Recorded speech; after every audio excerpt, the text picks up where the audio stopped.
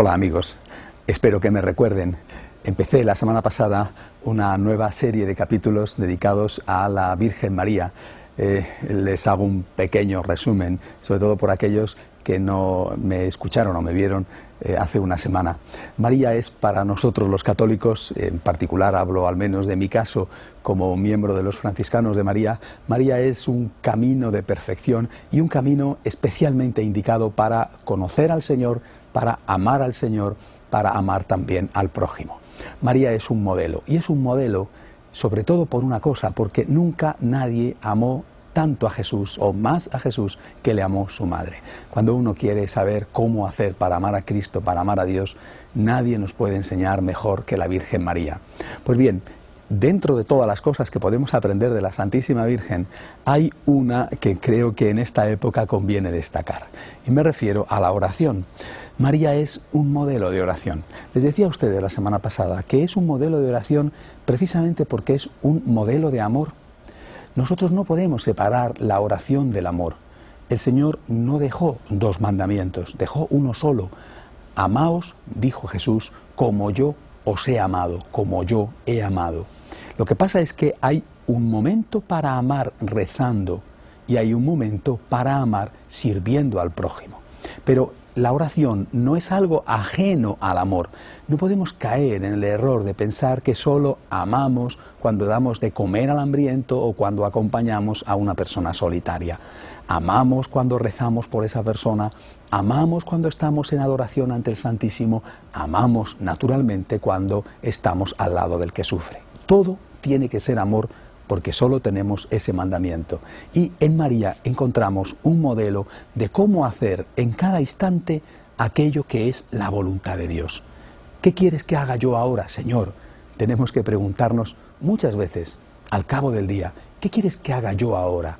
Y escuchas en tu interior esa voz íntima de tu conciencia, lugar sagrado donde habla Dios en una persona rectamente formada.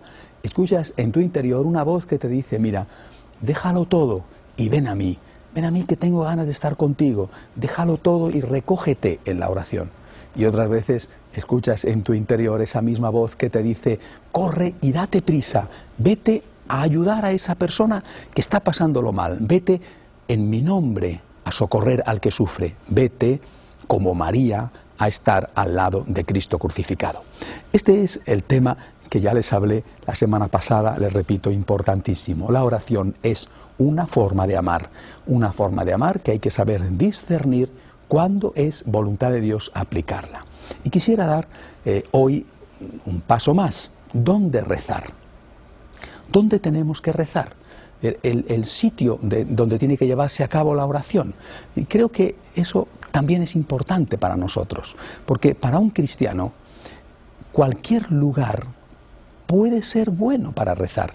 No podemos pensar que solo debemos rezar en los lugares sagrados. Sería una equivocación. ¿Dónde tengo que rezar? Puedo rezar en cualquier sitio. Puedo rezar cuando voy por la calle. Puedo rezar ante un paisaje maravilloso, ante una preciosa puesta de sol. Puedo rezar al lado de un enfermo. Puedo rezar cuando estoy, por ejemplo, en un atasco de tráfico, atrapado en medio de una multitud de vehículos. Puedo rezar cuando estoy en mi hogar, en la intimidad de mi habitación, cuando logro recogerme un momento y separarme del ruido o de la vorágine que muchas veces me rodea. Nosotros, los cristianos, no tenemos un lugar sagrado en exclusiva, como si solo el templo fuera el sitio donde podemos estar en comunicación con Dios. Para nosotros, si hay un lugar sagrado, ese lugar sagrado es el hombre. Y el hombre, Cristo Jesús, Dios verdadero y hombre verdadero. Ahora bien, dicho esto, hay que decir también que si yo puedo rezar en cualquier sitio, puedo rezar, lógicamente, de una forma especial en esos lugares que son más adecuados para la oración. Y esto es algo que tenemos que tenerlo presente. Es decir, yo tengo que tener presente que el Señor Cristo está presente en la Eucaristía y que ahí es un lugar preferente donde yo puedo acudir a rezar. Yo no puedo olvidarme de la presencia del Señor en la Eucaristía y decir, como puedo rezar en cualquier sitio, como puedo rezar en la calle, como puedo rezar por ejemplo, en mi casa me olvido de que nuestro Señor está presente en el sagrario. Y no solamente está presente en el sagrario, lo sé, pero también está presente en el sagrario. Ustedes se imaginan a la Virgen María, y vuelvo de nuevo a ella, porque ese es el objetivo de este curso sobre la oración, fijarnos en María como modelo. ¿Ustedes se imaginan a la Virgen María, una vez que supo, después de la resurrección del Señor, la presencia real de Cristo en la Eucaristía? ¿Ustedes se imaginan a la Virgen que no fuera a el lugar donde tuvieran reservado el Santísimo, quizá una casa particular en aquella época, puesto que no había iglesias? ¿Ustedes se imaginan que no fuera? ¿Ustedes se imaginan a la Virgen María en nuestros días, si viviera aquí entre nosotros, que no fuera a la iglesia a estar con su hijo? A mí no me cabe en la cabeza eso. La Virgen María, sabiendo que Jesús está presente de forma real en la Eucaristía y no pasa a verle y no va a comulgar y no va a la Santa Misa, no me cabe en la cabeza. Muy grave y muy enferma tendría que estar para no acudir al templo, y aún así, si eso ocurriera, le pediría a algún sacerdote que le llevara la Eucaristía a casa. Por eso, cuando nosotros decimos, a ver, yo quiero imitar a la Virgen en su forma de hacer oración, digo, primero, toda oración tiene que ser amor, y por lo tanto tengo que rezar cuando Dios quiere que rece, y tengo que dejar de rezar para seguir amando, no para empezar a amar, sino para seguir amando de otra manera cuando Dios quiere que deje de amar rezando y empiece a amar de otra forma. Ahora bien, una vez dicho esto, digo, ¿y dónde acudo a rezar? Y respondo, acudo a rezar en cualquier sitio. Puedo rezar en la calle, puedo rezar en mi casa, puedo rezar al lado de una persona necesitada, puedo rezar en el campo, pero dado que puedo rezar en cualquier sitio, hay lugares especialmente apropiados para la oración, lugares donde yo me recojo con facilidad, lugares más predispuestos, lugares de alguna manera más sagrados, sobre todo aquellos lugares donde está Cristo presente en la Eucaristía. ¡Qué suerte tenemos los católicos! ¡Qué suerte tenemos! Quizá, como lo hemos tenido desde siempre, desde niños, hemos vivido en esta maravillosa iglesia, en esta extraordinaria fe, a veces no nos damos cuenta. Pero a veces cuando te pones a hablar con algún protestante que se ha hecho católico, ellos son los que te lo dicen. ¡Qué barbaridad, qué suerte tan grande el haber comprendido que Cristo está presente en la Eucaristía! ¡Qué suerte tan grande poder comulgar cada día, poder estar directamente en contacto con el Señor! Efectivamente, es una gran suerte. Y por último, a propósito de este tema de dónde rezar, creo que también es importante acudir a aquellos lugares pues que por una cosa o por otra han tenido alguna manifestación especial de Dios. Pienso, por ejemplo, los grandes santuarios, esos sitios donde sabemos, porque la Iglesia así nos lo enseña, que ha habido una aparición, por ejemplo, de Nuestra Señora.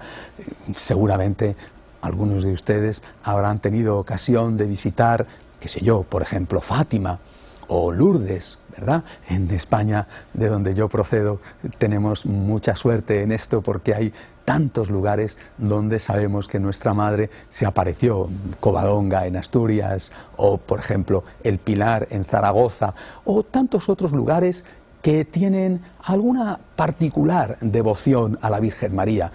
La queridísima para mí Basílica de la Macarena en Sevilla, o en Madrid, donde veneramos a Nuestra Señora de la Almudena. Son lugares especialmente sagrados y yo sinceramente los recomiendo, no solo los lugares relacionados con la Santísima Virgen, pero sí esos sitios donde la fe de un pueblo se ha manifestado. Miren, es una lección extraordinaria. Cuando tú vas a uno de estos templos, cuando tú acudes allí y te das cuenta de que estás rodeado del pueblo fiel, del pueblo sencillo, y cuando tú comprendes que esa gente es aquella de la cual el Señor dijo: gracias, Padre, porque has escondido estas cosas a los sabios y entendidos y se las has revelado a la gente sencilla. Recientemente he tenido la suerte de estar en Guadalupe de México. ¡Qué lección! ¡Y qué lugar! ¡Y qué maravilla poder orar ante ese icono de la Santísima Virgen María, verdaderamente su imagen más auténtica! Vamos a hacer una pausa, queridos amigos, y después vamos a continuar meditando sobre este tema de la oración a imitación de la Santísima Virgen. Hasta ahora mismo.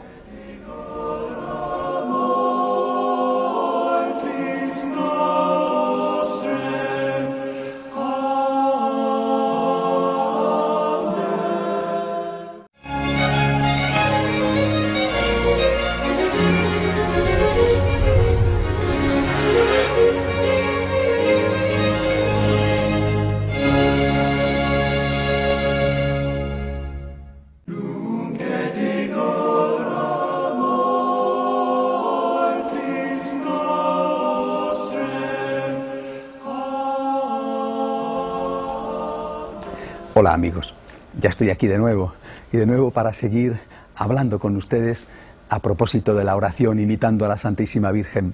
Pero quiero recordarles que las cosas solamente se aprenden cuando se practican. Uno puede escuchar, incluso estar de acuerdo, y si después no lo lleva a la práctica, se parece a aquel del cual habla Jesús en el Evangelio, que se miraba al espejo, se daba la vuelta y se olvidaba de cómo era. Les estaba hablando hace un momento de dónde había que orar, y les decía que un cristiano puede orar en cualquier sitio, porque puede amar en cualquier sitio, y tú puedes ponerte en comunicación con Dios realmente en cualquier sitio. Pero, naturalmente, les decía, hay lugares especialmente indicados.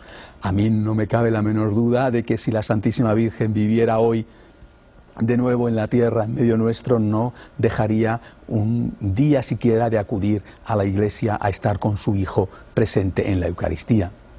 Y también estoy convencido de que acudir a esos lugares especiales donde, por ejemplo, nuestra Madre se ha manifestado a lo largo de la historia, son lugares donde podemos encontrarnos con el Señor y con la Virgen de una manera especial. Y les hablaba a ustedes de esos grandes santuarios como Guadalupe o como, por ejemplo, en España, el Pilar o Lourdes en Francia o Fátima en Portugal.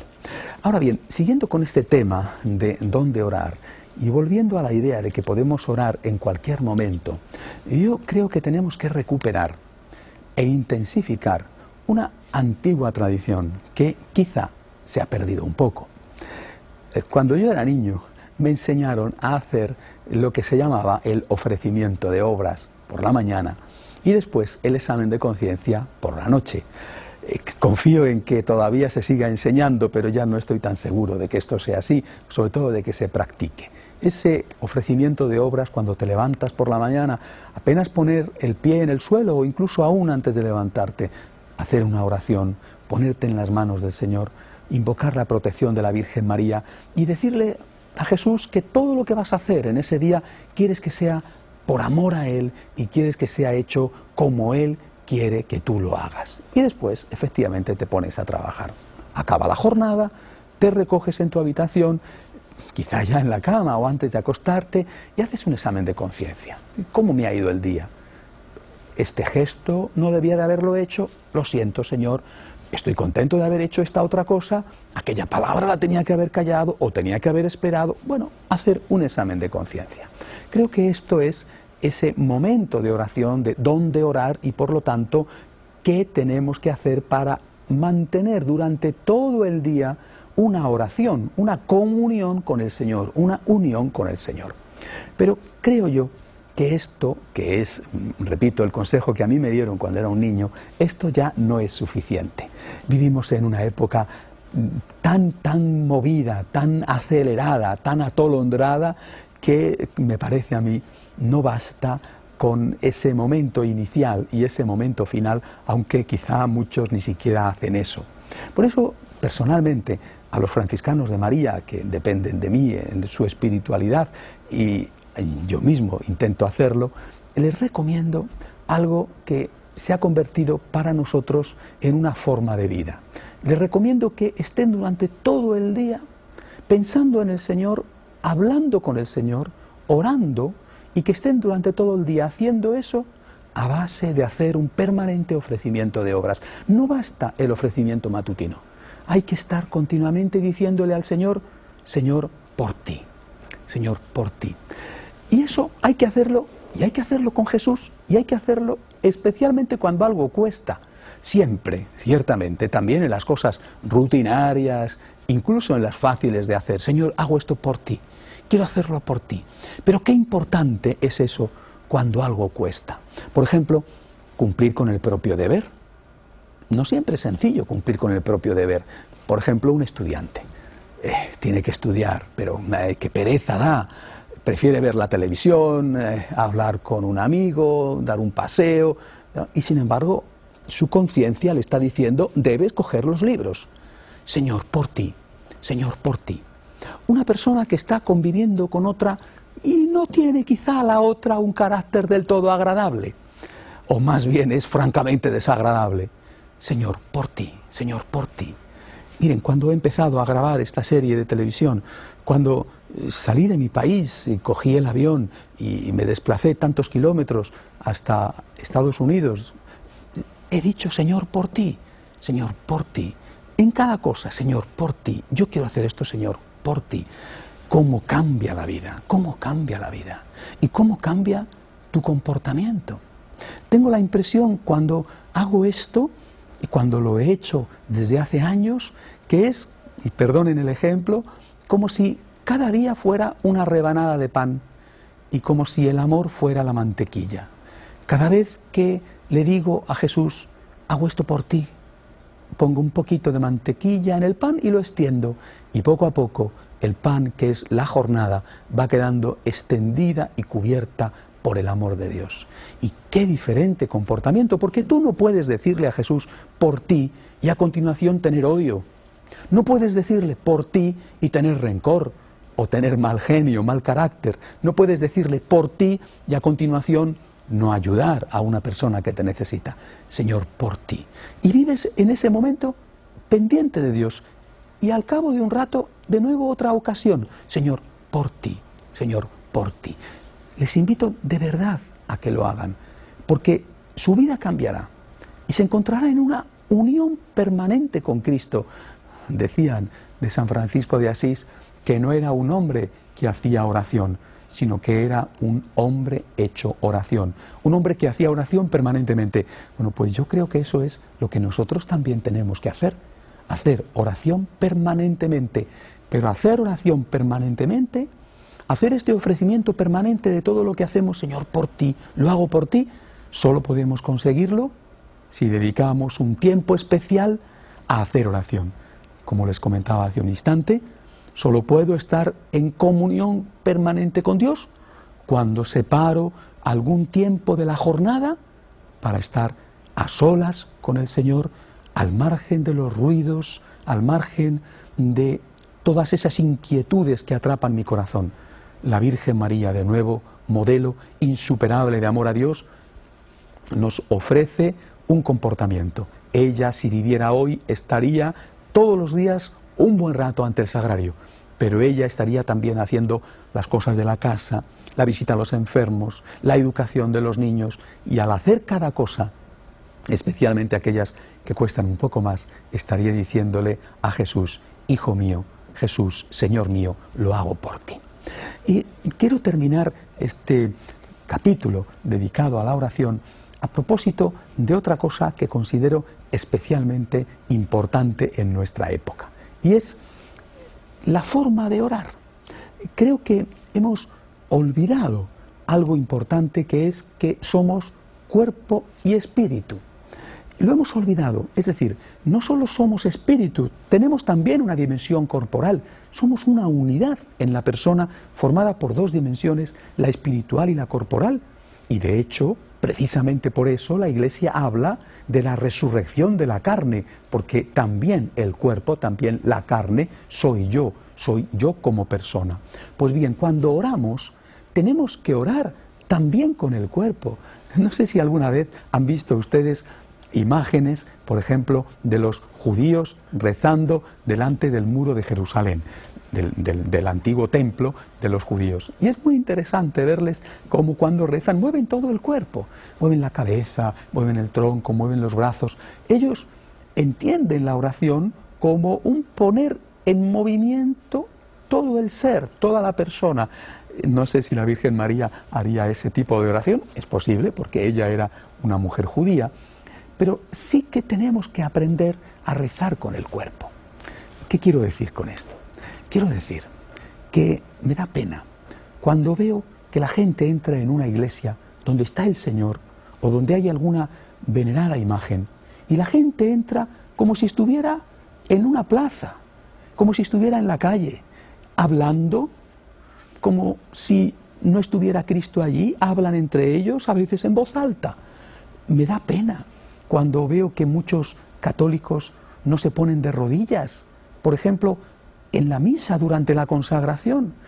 Hay casos incluso en los cuales ya los sacerdotes no ponen los reclinatorios, quizá en algún caso para que no los estropeen, pero en otras ocasiones Yo sé que lo hacen porque no quieren que la gente se arrodille. Está bien que una persona paralítica no se arrodille, se puede quedar de pie, es también un gesto de respeto, pero nos falta la capacidad de rezar con el cuerpo. Cuando entres en una iglesia, haz una genuflexión, saluda al Señor con un signo de respeto. Es tu Dios, es el Señor. Es cierto que es tu Padre, cierto que es tu amigo, pero antes que eso es tu Señor. Haz un gesto de respeto. Cuando te quedes un rato rezando, quizá no puedas estar todo el tiempo de rodillas, por los motivos que sean, pero hombre, al menos unos instantes, ponte de rodillas delante de Dios, demuéstrale como una señal física, corporal tuya, demuéstrale ese respeto. Nosotros, curiosamente, que damos tanta importancia al cuerpo, que estamos pendientes de la línea, de no engordar. Nosotros que cuidamos de una manera exquisita, quizá a veces hasta la exageración, cómo vestimos o cómo nos peinamos, después en el trato con Cristo olvidamos esa parte y nos olvidamos del respeto que merece el Señor. Así pues, queridos amigos, para terminar, para resumir este mensaje de hoy, hay que orar siempre, hay que orar siempre, hay que intentar estar permanentemente en comunicación con Dios. No cortes tu relación con el Señor. Y una forma excelente de hacerlo es con el ofrecimiento de obras repetido. Apréndete esta pequeña muletilla, esta sencilla frase: Señor, por ti, Señor, por ti. Y dísela en silencio cada vez que vayas a hacer algo, especialmente cada vez que algo te cueste, especialmente cada vez que tu conciencia te esté diciendo: mira, esto tienes que hacerlo y no te apetezca, te sea difícil. Hazlo por Él, ámale diciéndoselo y ya verás que lo vas a hacer muchísimo mejor y con mucha más alegría. En segundo lugar, acude a esos sitios donde está especialmente presente Cristo, es decir, donde está el Santísimo, o a esos lugares sagrados donde por apariciones de la Virgen o por veneradas tradiciones hay una imagen importante de Cristo, de un santo. Acude allí, hay quizá una reliquia, acude allí porque esos sitios tienen un don especial y a aquellos que van allí el Señor de una manera particular los bendice y los protege. Y por último, reza también con el cuerpo, que tu cuerpo te dé y le dé a Dios una señal de respeto, de adoración. Aprende a estar un rato de rodillas, especialmente en la consagración de la misa. Aprende a estar en silencio. Cristo está presente. Trátale como lo que es, como al verdadero Dios, y Él te tratará como a un amigo, como a un hijo. Adiós. Hasta la semana que viene, si Dios quiere.